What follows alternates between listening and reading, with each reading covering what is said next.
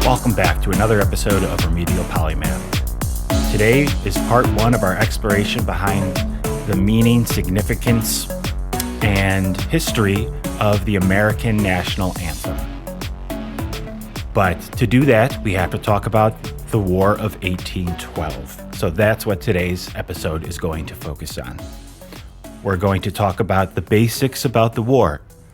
We're going to talk about the lead up to the war and why the Napoleonic Wars happening at the same time played a massive role that's largely forgotten. We're going to talk about the impressment of sailors and the realities behind the reason we were all taught brought the U.S. into the war. We're going to talk about the Canadian situation and American thoughts of assimilating and quote-unquote liberating it and having it become part of America. So if you think Trump is the first one to have that wild idea, well, Thomas Jefferson and a few others would have something to say about that. We'll discuss the battles that happened in Canada, which there were many. We're going to talk about the battles that happened in America. We'll talk about the naval battles that happened on the Great Lakes and the Atlantic. We'll cover some of the wild stuff. You know, how we burned Toronto, the British burned D.C., America was locked off from doing trade with the entirety of the world. If you're a history nut, you'll love this episode, and I promise you there'll be a bunch of tidbits you're unaware of. If you're not a history buff, you're still going to love this just because you're going to learn so much that shaped what America is that you just had no idea about.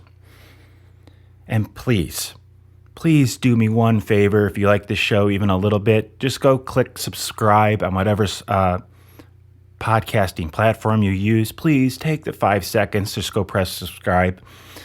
If you enjoy this or other episodes, please tell your friends. Just any little bit of organic growth, it would really help. And of course, if you want to read the episode as it's written out, so you want to see the research, see some pictures, you can see all of the resources I used during the research. They'll be listed there at remedialpolymath.com at the blog. And also, you can listen to the music track that I made for this episode. As you might know, for each episode, I create a funky little fun instrumental, all of my own, and it's interspersed between the sections of the podcast. But if you want to listen to it in all its glory or in its entirety, you can just head to remedialpolymath.com and check it out there. All right, enough delaying. Let's get to it. Part one of our exploration behind the American national anthem, and take a deep dive into the War of 1812.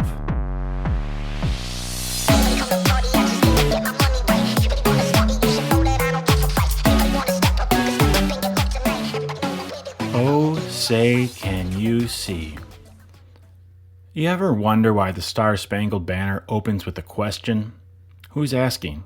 Who's listening? Why is that flag so central to this song and to America? The story behind the Star-Spangled Banner is gripping, bold, and patriotic, offering a new perspective on the American flag and an American war. By the end of this two-part tale, whether you're American or not, you might see the stars and stripes differently. Think about it. If you're American, you probably know the anthem by heart. It is sung before every sports game and other important events, but how much do you really know about its origin? You know it's about the flag, seemingly set during a battle with someone overjoyed to see it flying. Yet, dig deeper, and the anthem tells a story of war, resilience, and both a frightening yet meaningful moment few Americans stop to think about. What makes this anthem unique? Well, first, it starts with a question, something fewer than 5% of anthems do. Second, it wasn't even written to become a national anthem. Third, it's in the first person, which only about 5 to 10% of anthems use. Combined, these quirks make the Star-Spangled Banner distinctly unique. It is the only one with all of those attributes. And it's the only anthem devoted entirely to a national flag. I'm leaning on ChatGPT stats here, but it's safe to say this anthem is literally one of a kind. And yet, behind this anthem lies a primarily forgotten war, the War of 1812. Those, quote, rockets red glare, end quote, and, quote, bombs bursting in air, end quote, they're from this war. A strange, messy conflict that inspired a poem, that became a song, that became the American anthem. And somehow, it's a war that slipped from America's collective memory. Exploring this song aligns perfectly with the mission of this show, uncovering the wonder in things people think they already know about. But to appreciate the anthem's roots, we must understand the violence that inspired it. And honestly, once I dove into researching the War of 1812, I realized how much I didn't know. And it would be a very good bet that you're in the same boat. While the anthem's origins are epic, the War of 1812 is, well, downright weird. There are reasons it's forgotten. But this was a big deal. It was a war with Britain, America's first showdown with them since the Revolution, and, the last showdown between the two countries. Here's a taste of what we will explore. The War of 1812 began for questionable reasons, with minor skirmishes that escalated into an all-out fight for survival. Consider this. America essentially and violently tried to annex Canada. Washington, D.C. and Toronto went up in flames, and out of that chaos, our anthem emerged. Oh, and the war ended in an actual tie. Nothing to see here, right? Except there is. So, why don't we dive into this war first? It's worth exploring.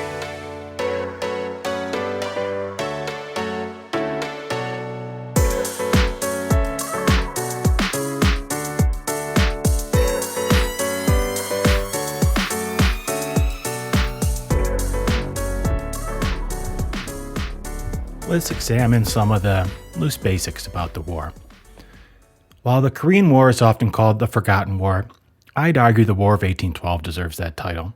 As a 20th century Canadian historian noted, it's, quote, an episode in history that makes everybody happy because everybody interprets it differently. The English are happiest of all because they don't even know what happened, end quote. Author Alan Taylor, in his book The War of 1812, American Citizens, British Subjects, Irish Rebels, and Indian Allies, calls it, quote, the least remembered of America's conflicts, a confusing and unnecessary war that produced few heroes or clear outcomes, end quote. Gotta love these. Likewise, Walter R. Borneman wrote in his book 1812, The War That Forged a Nation, quote, the War of 1812 remains the most obscure of America's major wars, even though the war had momentous consequences, end quote. I am unapologetically a proud but realistic American. America's history is confusing, odd, and inspirational, unique in its contradictions. Today's diversity looks different as it is it's different in the modern sense of the world, but America was considered diverse back then as well. You see, one must remember at the time that Italians, British, and Germans were seen as different races. So compared to any other country, America's level of diversity has always been high for its time compared to other countries. In 1812, we wanted Europe to stay out of our affairs, viewing their imperialism as wrong. Yet, we ourselves would expand from coast to coast and wield power globally, often for the better, but just as often not. And it was this feeling that Britain was meddling with our naval and shipping affairs, as well as our ability to perform good business, that was bothering the American government in the beginning of the 19th century. But of course, we also saw an opportunity to expand ourselves. Like I said, contradictions all around. With all our complications, we're still a beacon. Millions, legally or not, try to become American each year. The War of 1812 offers a perfect window into these contradictions. It began for minor, dubious, and even stupid reasons, but it also had respectable motives.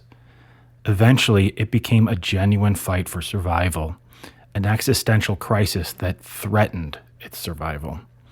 And yet, in the end, it was a tie. Remarkably, The song we chose as our national anthem emerged from the battle that was the turning point of this nearly lost struggle. Yet we barely remember the war itself. I say it's time to change that, if only because it's a damn entertaining story and might make you the most interesting person at the bar sometime.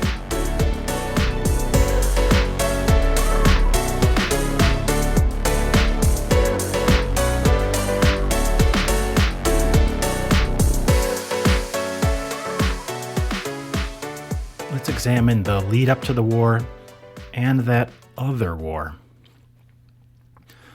America likes to say its story began in 1776 with the Declaration of Independence. But it really wasn't underway in the way that we know it until February of 1789, when George Washington started his first term as president. Fast forward a single generation, and America was back at it with Britain, the very country it fought to break free from.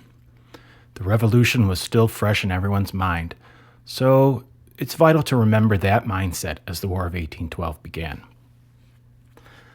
I think it's useful to think of America at this time as a young adult, just 23 years old, legally an adult, but still, as anyone older knows, really just a kid.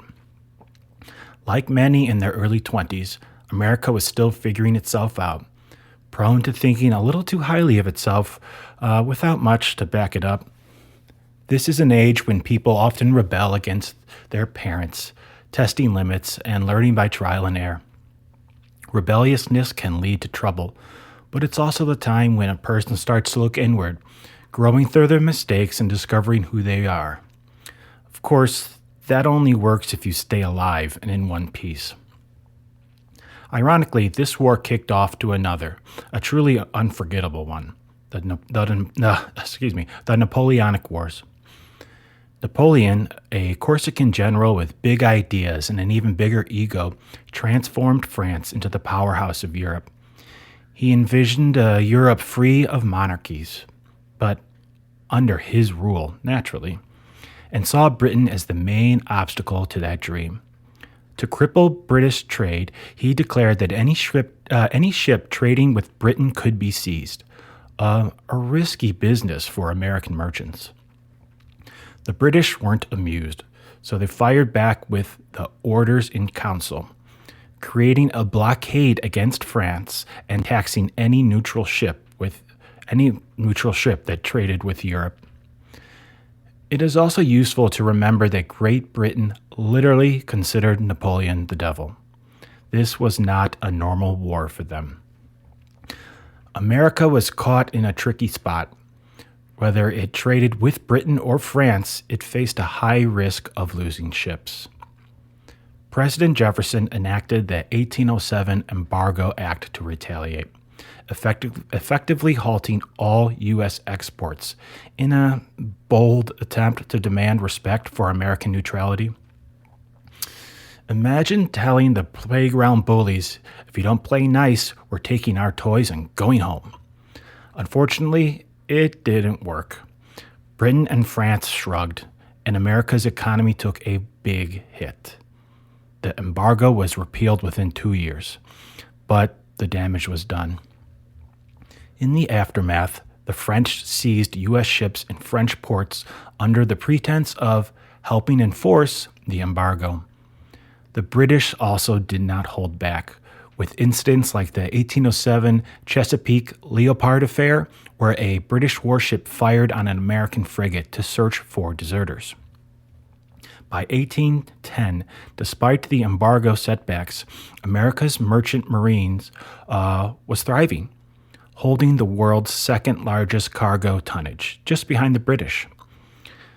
Between 1802 and 1810, U.S. shipping to Europe nearly doubled, showing that for all the chest thumping about trade rules, both Britain and France still wanted American goods. It's a very confusing time to study. As the storm of 1812 approached, America was ambitious but naive on the global stage. It just wanted to be left alone, to trade and to thrive. But it turns out that demanding neutrality in the middle of a massive European power struggle was easier said than done.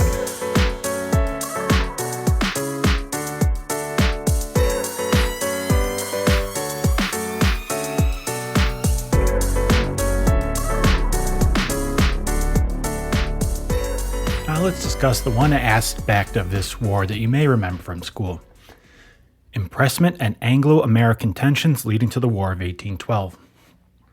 In the early 19th century, British resentment towards America grew to its growing trade with Europe, particularly with France, which Britain viewed as its existential enemy.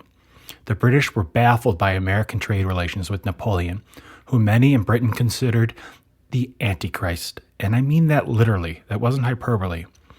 This sentiment was echoed by British Foreign Secretary George Canning, who, justifying British maritime restrictions on France, stated, quote, "We have now a maritime war in our power, unfettered by any considerations of whom we may annoy or whom we may offend," end quote. Basically, he said, I do not care what we do as long as we get to stop Napoleon.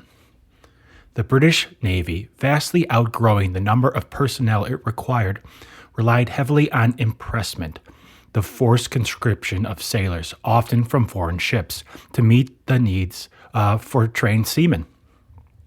This practice wasn't new, having been implemented by Britain way back in 1563 under Queen Elizabeth I.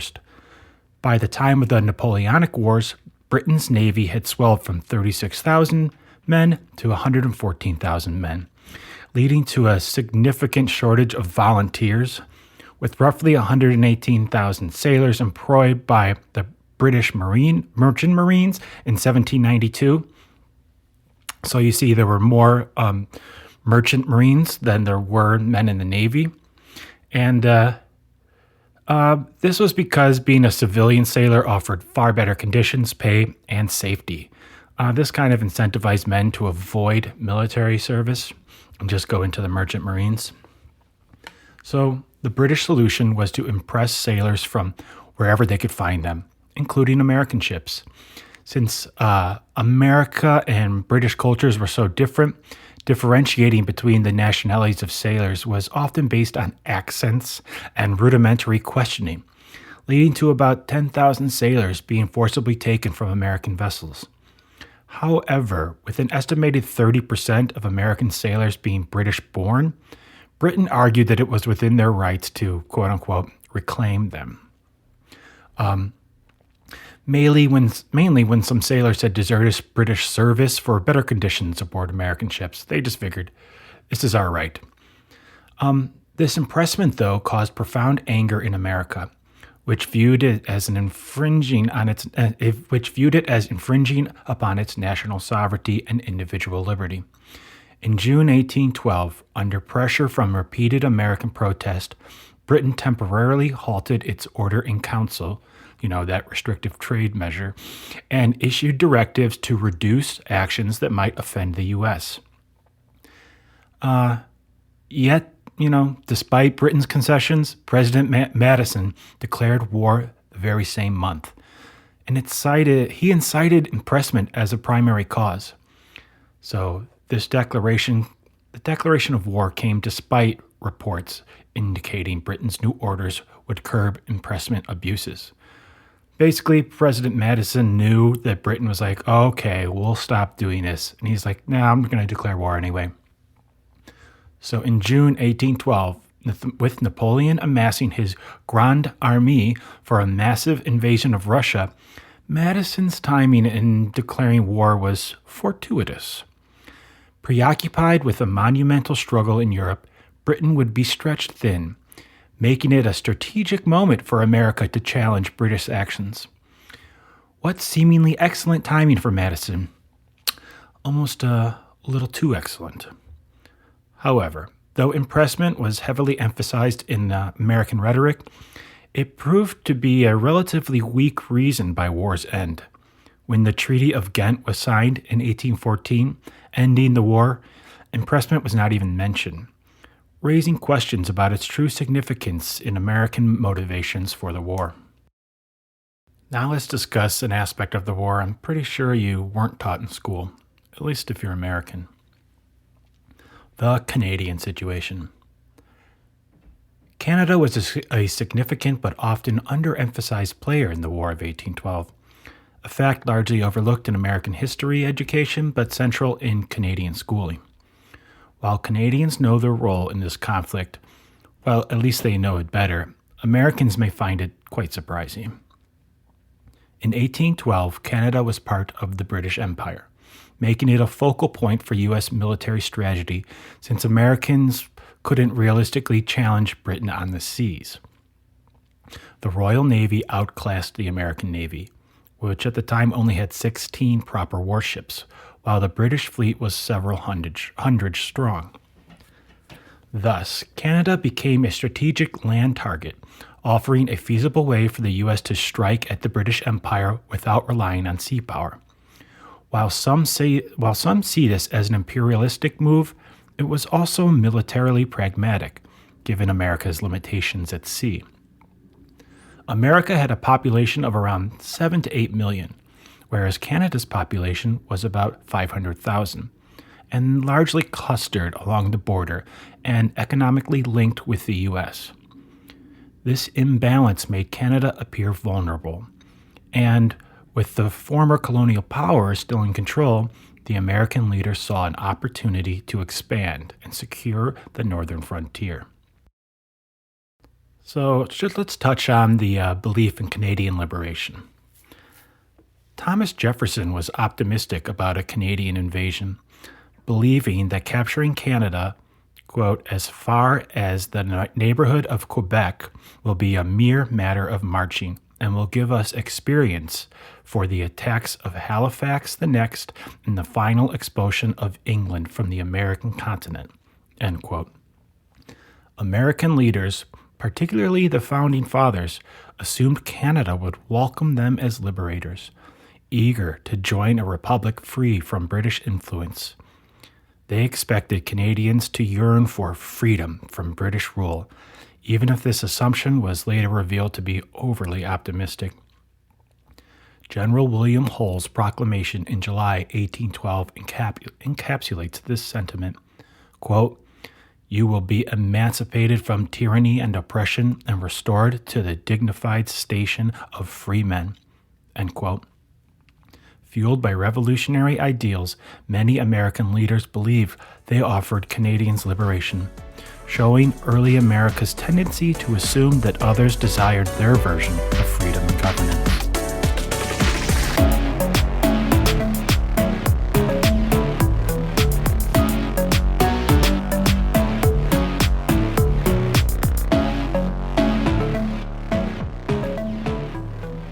All right, now we've examined some of the preamble to the actual war, but now it's time to jump into the war, and we're going to begin in the Canadian theater.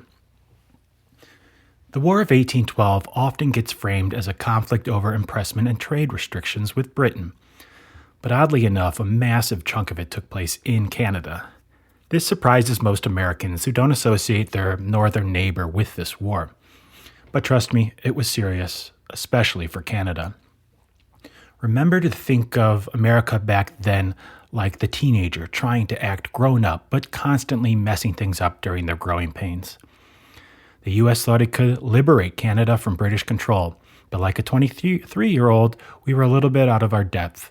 We made some serious mistakes, and we learned some tough lessons. Now, as you know, Canada didn't see itself as needing liberation, but the U.S. errantly thought otherwise. The idea was to free them from British tyranny, but really, it looked more like an awkward attempt at annexation.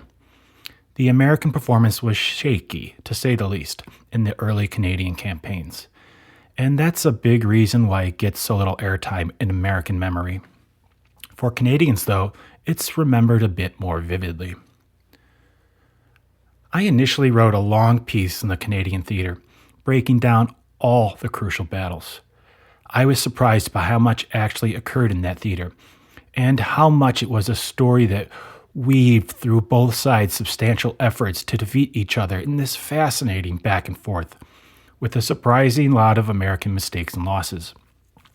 I, like most of us I assume, had no idea what happened in Canada outside of a couple big points.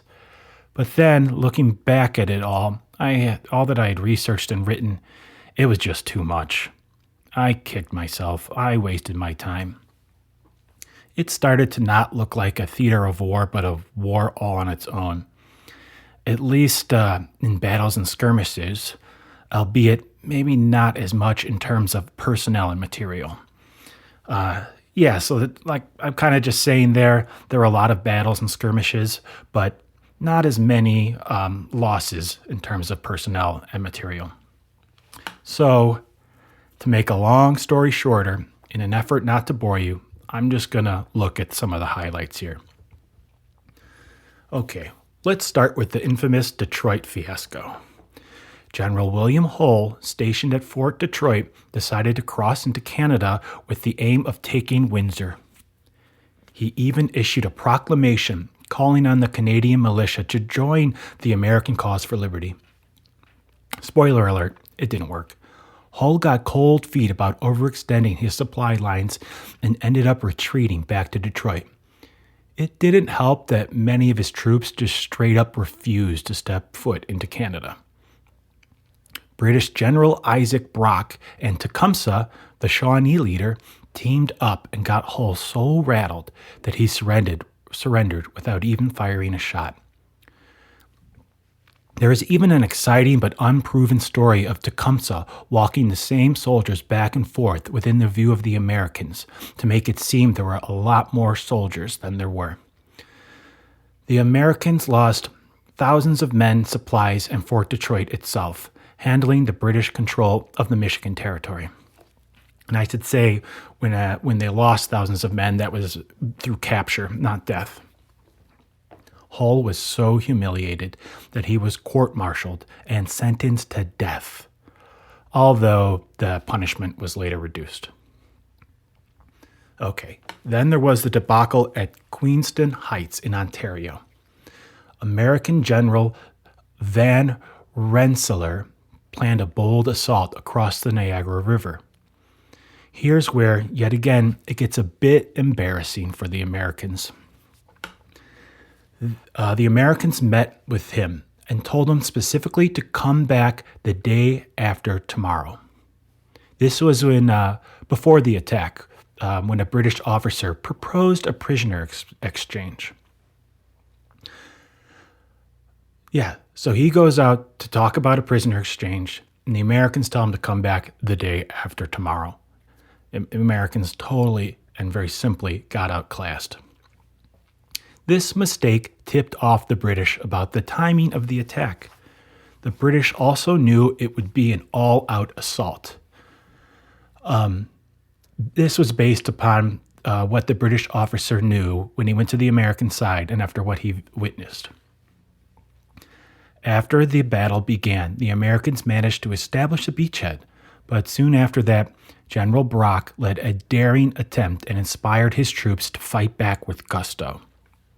However, he was killed, yet he was successful in greatly scaring the Americans in the process. And also, yet again, many of the American militia men refused to cross the river. They just refused to go into Canada.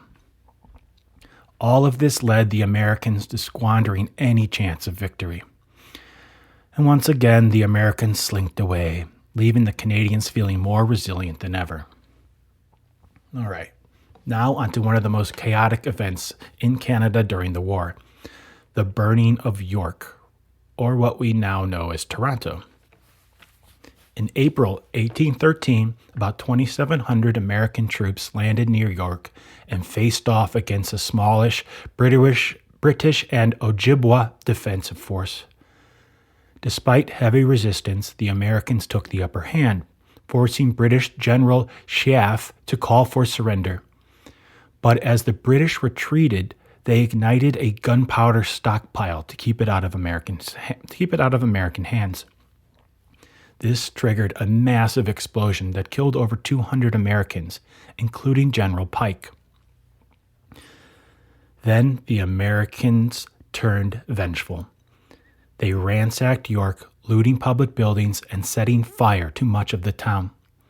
This destructive act wasn't forgotten, especially by the British, and it would soon play into the escalating tit-for-tat destruction within the war.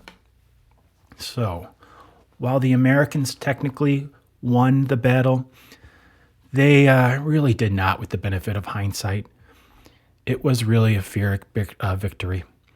The vengefulness the Americans exhibited was, well, just kind of vile and gross. Not only was it cruel to burn buildings needlessly and take so much from the civilians, but it would also set the stage for revenge from the British, which would then play into the story of the writing of the U.S. national anthem. So remember this.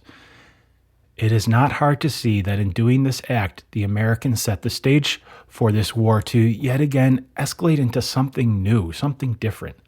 It just got more real. It is hard not to consider this battle a complete failure, even though they technically took the town of York.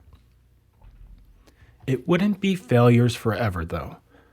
For the first couple of years, it is vital to remember that most things were not going well for the Americans.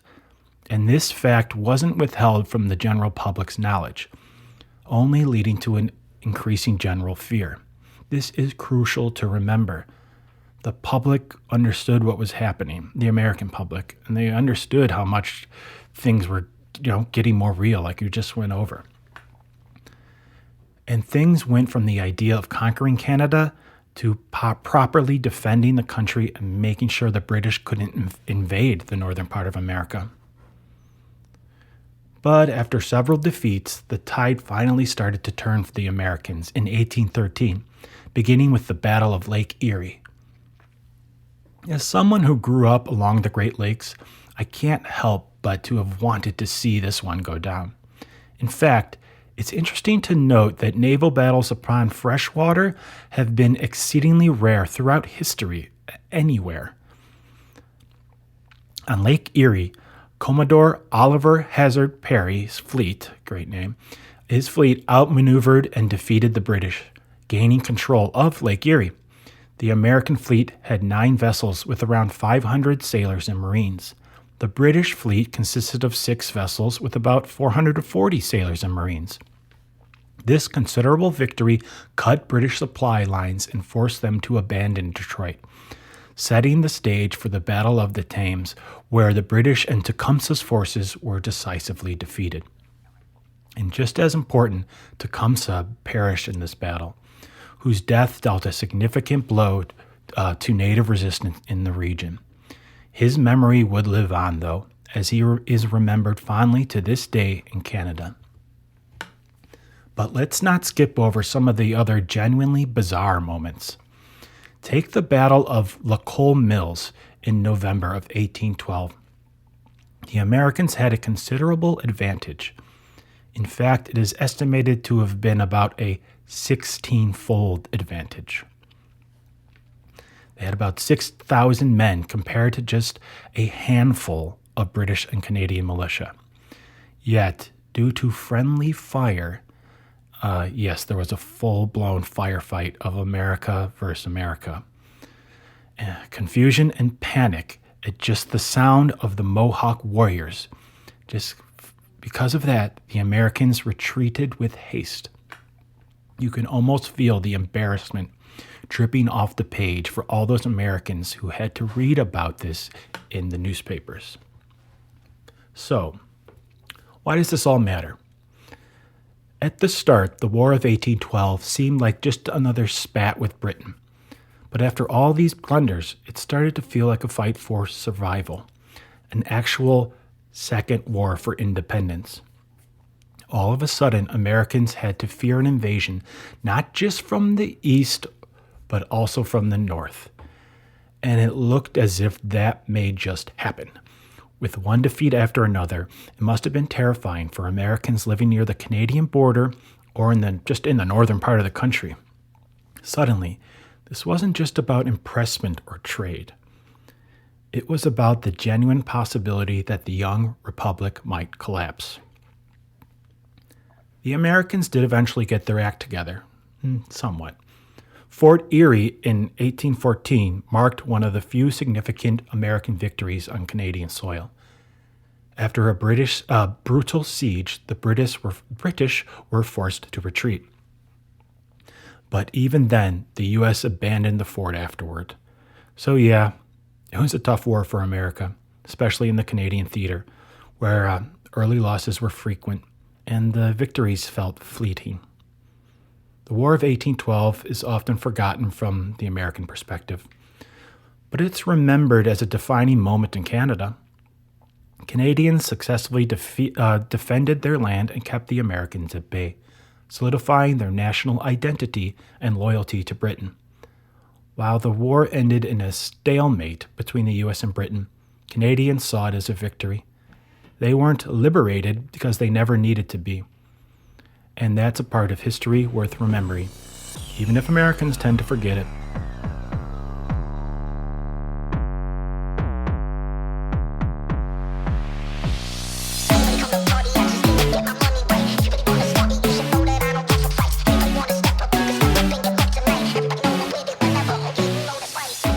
All right, now it's time to discuss the land battles on American soil.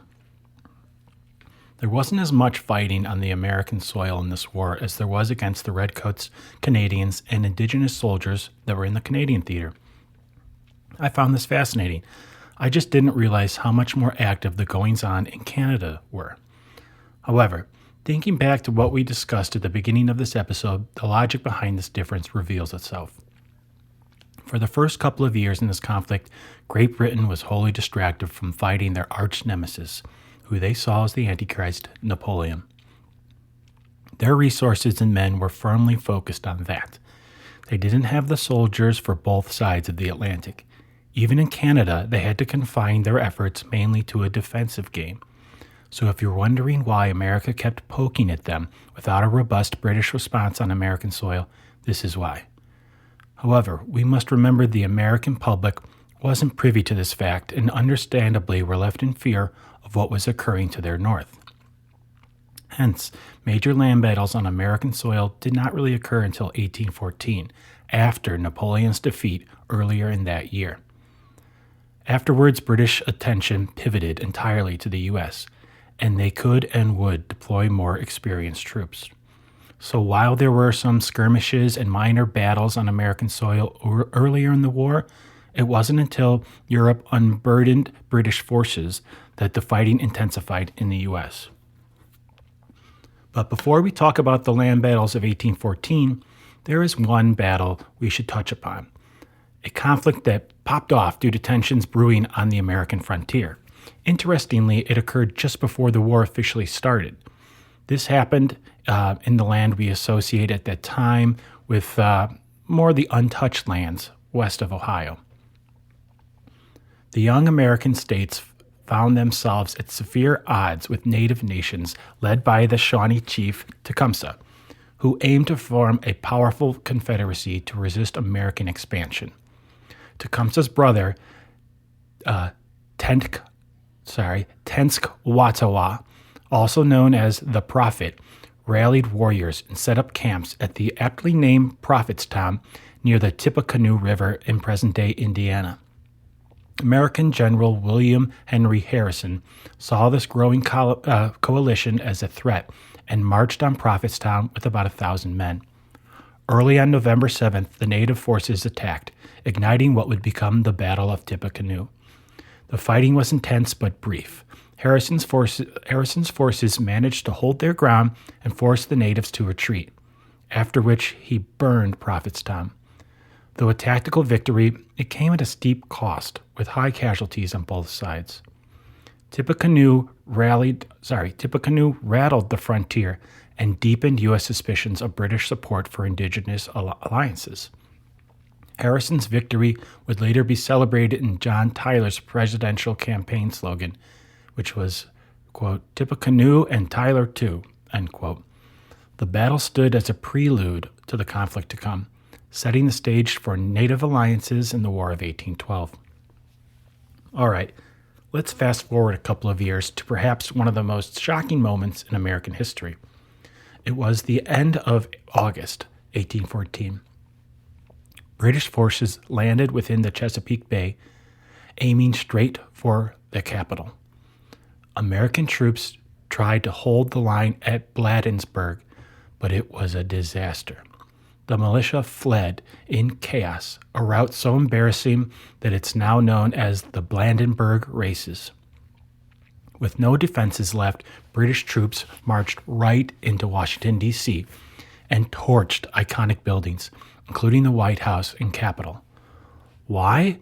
Well, besides being a war tactic used throughout history, they remembered how the Americans treated Toronto and wanted to return the favor of burning down a city, even when that town no longer threatened the invading forces. There was a good chance it would not have happened had the Battle of York in Canada not gone the way it did. President Madison and his wife Dolly narrowly escaped, with Dolly famously saving the well-known portrait of George Washington. This dramatic act was a significant moral blow, and the image of British soldiers in the American capital set the tone for even more revenge to come. Now, let's touch upon the battle that sparked the entire idea for writing these episodes, the Battle of Baltimore and Fort McHenry. This battle relates the most, or basically the entirety, to the writing of the Star-Spangled Banner, the U.S. national anthem. In the shadow of Washington's burning, Baltimore braced itself. British forces believed Baltimore was ripe for the taking, and their navy launched a bombardment of Fort McHenry that lasted 25 hours. Soldiers and citizens alike waited with bated breath as the night sky lit up with explosions. When dawn finally broke, the rocket's red glare gave way to an unyielding sight, the American flag still waving over the fort. This battle was a critical win, saving Baltimore and inspiring Francis Scott Key to pen the poem that would become the national anthem. Baltimore was no Washington, D.C., and this battle proved the Americans still had fight left in them. But worry not, we will touch more upon this battle in the next episode, so stay tuned. The next battle we need to touch upon is another one that is entirely wild when we examine it retrospectively. And that is because not only was it significant, but it also happened after the war ended. You heard that right. The Redcoats and Yankees were technically not at war anymore, but they didn't know that. The mail from Ghent in Europe hadn't reached them. Could you imagine losing a loved one in that battle, knowing it didn't even need to happen in the slightest? Without knowing the news, the British forces aimed to capture New Orleans, a city that the Americans had just incorporated into their country, and to therefore control the heart of all the American west of, all of America west of the Appalachian Mountains, the Mississippi River. This would give them a massive advantage. General Andrew Jackson led a makeshift army of American regulars, militia, and even pirates in a brilliant defensive stand. Outnumbered and outgunned, Jackson's forces repelled the British in a stunning victory, inflicting heavy casualties and ending the British threat in the South. The Battle of New Orleans became legendary and catapulted Jackson to national fame. It also gave Americans a lasting image of victory to cap off the war, even if the treaty was already signed. If you ever find yourself in New Orleans, you can still go to the battleground where all this occurred. I highly recommend visiting if you enjoy history. But we are not done yet. Deep in the American South, General Andrew Jackson led a decisive battle against the Creek Nation, who were allied with the British, at the end of March 1814. This one isn't remembered as much, as it was not against the Redcoats, but against their allies. Technically, it was in the Creek War, but we should still point out that it probably wouldn't happen without the War of 1812. In a bloody assault on the Creek stronghold, Jackson's forces inflicted over 800 casualties, a devastating blow. This battle effectively ended the Creek War and forced the cessation of vast Native American lands in the southeast. It wasn't a direct clash with British forces, but had a massive impact on the region and Jackson's rise as a military leader, setting the stage for his future. That's why I include it now. Each of these battles is packed with drama and consequences, from the devastating shock of Washington in flames to the defiant stand at Fort McHenry. These American land battles were fewer in number, but full of defining moments. They provided the inspiration, morale boosts, and symbolic victories that shaped American memory and identity in the years following the war.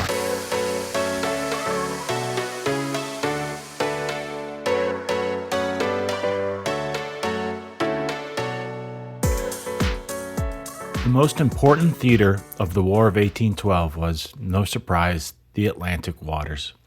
Much of the action occurred around the Chesapeake Bay, though the British impact was felt up and down the entirety of the American coastline. There are a few reasons this theater mattered so much, at least in my view. First, it underscores Britain's power at sea, how utterly dominant they could be when they decided to throw their weight around. However, it also shows how critical and challenging at times the land battles became for the Americans, especially as the British choked life out of American trade, which only made said land battles more challenging to accomplish. And finally, it explains a great deal about the fear, bordering on panic, that gripped Americans. For many, and for good reason, this theater of war adds to why the war felt like a second fight for independence. What makes the Atlantic Theater unique is that it wasn't loaded with classic naval battles, as you might expect. Of course, there were a few showdowns, but the British strategy was less about outright combat and more about slow suffocation. Imagine one side holding the other underwater, only giving enough air to keep them alive while tightening the grip. And while there were notable clashes, one of which is woven into our nation's national anthem, what Britain did here was different. It was deft, deliberate, and devastating. The first significant naval engagement was actually an unexpected American win. In August 1812, the USS Constitution, Old Ironsides, defeated HMS Guerriere off the coast of Nova Scotia. Against the odds, America struck an early blow to British naval pride, as this victory punctured the Royal Navy's aura of invincibility. Americans cheered, thrilled to think their Navy could stand toe-to-toe with Britain's. But looking back, that win might have been a mixed blessing or even another Pyrrhic victory. For one, it gave Americans a surge of confidence that may not have been entirely realistic, and it caught Britain's attention, maybe even convincing them that a more relentless strategy was in order. That strategy was a total blockade designed to strangle American commerce and cut the country off from the rest of the world. In 1812, the British began constructing this blockade, tightening the noose until by early 1813, they controlled major ports from New York City to the Chesapeake. Interestingly, they left New England alone initially, hoping that economic isolation might turn those states against the war. But even with New England temporarily spared, this was a severe blow, with New York, Philadelphia, D.C., and Baltimore closed off. Those were the nation's largest trading centers, and they were paralyzed. By late 1813, the British extended the blockade to the entire southern coast, and by 1814, they had the whole coastline, including New Orleans, effectively shut down. And like parents who were done dealing with their rowdy young adult child, the Brits were ready to lay down the law. The British philanthropist William Ward, the first Earl of Dudley, in July 1813 wrote, quote, "However we seem to be leading the Yankees a sad life upon their coasts, I am glad of it with all my heart. When they declared war, they thought it was pretty near over with us, and that their weight cast into the scales would decide our ruin. Luckily, they were mistaken, and are likely to pay dear for their error." End quote.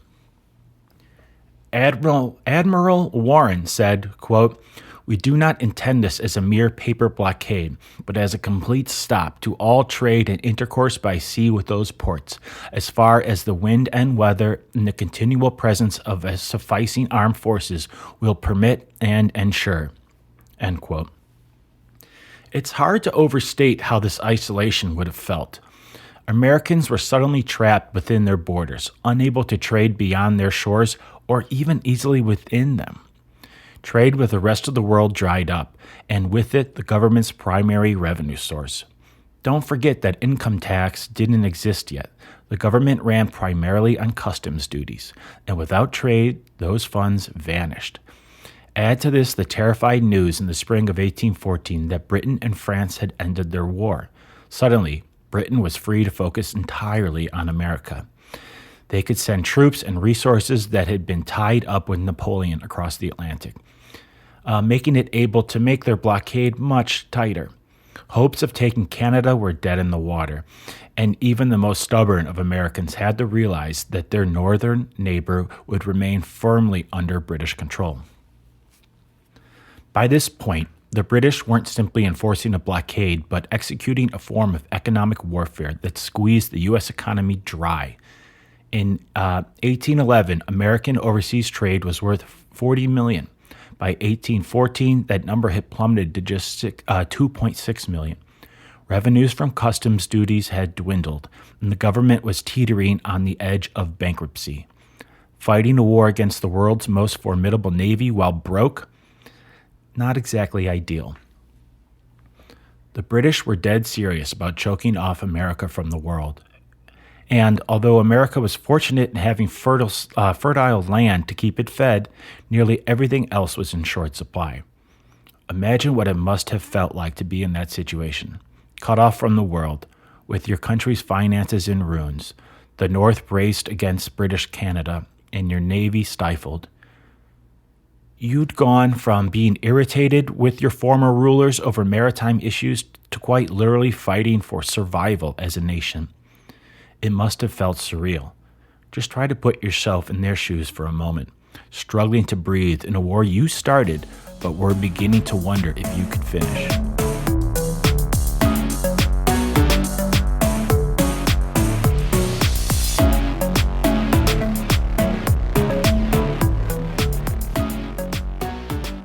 All right, it's time for the conclusion.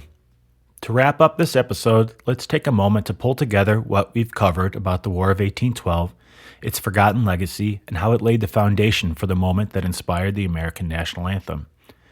We began with the tensions on the high seas, where Britain's control of global trade clashed with America's rising economic ambitions. One British captain's words captured the frustration that Britain felt towards its quote-unquote cousin Jonathan, that was their nickname for America, saying he was, quote, ashamed of the narrow, selfish light, end quote, in which Americans viewed Britain's struggle for, quote, liberty and morality in Europe, end quote.